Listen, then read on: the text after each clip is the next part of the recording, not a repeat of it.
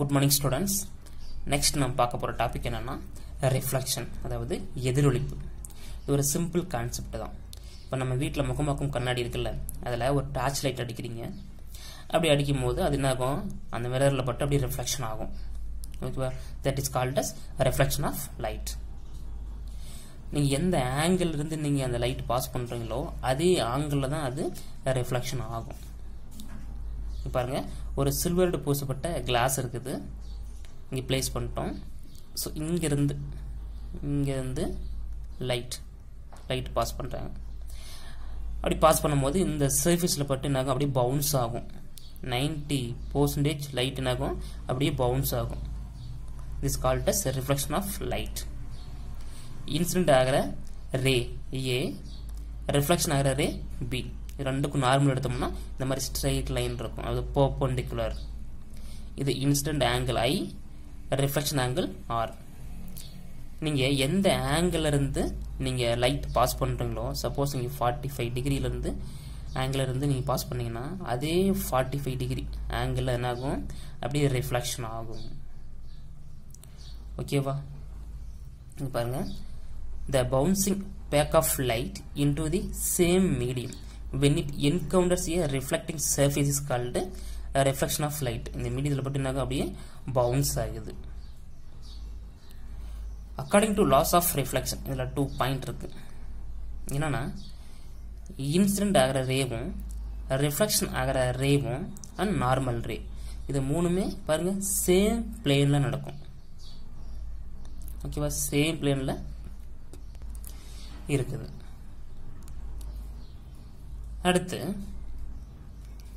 Incident ஆங்கிளும் reflection ஆங்கிளும் ரெண்டுமே ஈக்குவலாக இருக்கு. பாருங்க, சப்போஸ் இங்கே 45 டிகிரினா இங்கே ரிஃப்ளெக்ஷன் ஆகிறதும் 45 டிகிரி தான். அப்போ I ஈக்குவல் டு ஆர்.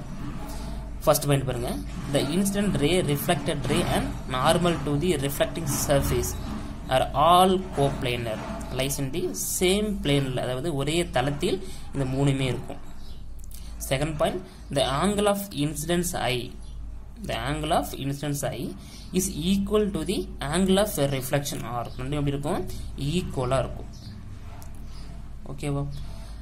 இது சர்ஃபேஸ் பாருங்க, நல்லா ஃபிளாட்டா இருக்குது. அதுவே இந்த சர்ஃபேஸ் இர்ரெகுலர் ஷேப் கொண்ட ஒரு சர்ஃபேஸ் இருக்குதுன்னா அதுலேயே லைட் வந்துட்டு ரிஃப்ளெக்ஷன் ஆகும், பட் ஆங்கிள் சேஞ்ச் ஆகும். இர்ரெகுலராக இருந்தால் அதனோட ஆங்கிள் சேஞ்ச் ஆகும், ரிஃப்ளெக்ஷன் ஆகிற ஆங்கிள் சேஞ்ச் ஆகும். பாருங்க, ரெகுலர் ரிஃப்ளெக்ஷன், அது மாதிரி ரெகுலர் ஷேப் கொண்ட ஒரு சர்ஃபேஸ் இருக்குது. சர்ஃபேஸ் ஃப்ளாட்டாக இருக்கா, லைட் அப்படி லைட் வந்து இங்கே இன்சிடென்ட் ஆனிச்சுன்னா அதே ஆங்கிளில் ரிஃப்ளெக்ஷன் ஆகும். பாருங்க, பேரலாக வருது, அப்படி பேரலாக ரிஃப்ளெக்ஷன் ஆகுது. இது எல்லாமே இன்சிடென்ட், இது ரிஃப்ளெக்ஷன், இதுக்கு எல்லாத்துக்கும் நார்மல் n பெர்பெண்டிகுலர். பாருங்க, if the reflecting surface is flat, surface எப்படி இருக்குது, நல்லா ஃப்ளாட்டாக இருக்கா, ஃப்ளாட்டாக இருக்கு. தென் இன்சிடென்ட் பேரலல் ரேஸ், இன்சிடென்ட் ஆகுது. After reflection come out as parallel race, reflection ஆகும்போது அது பேரலாக தான் இருக்குது. ஓகே.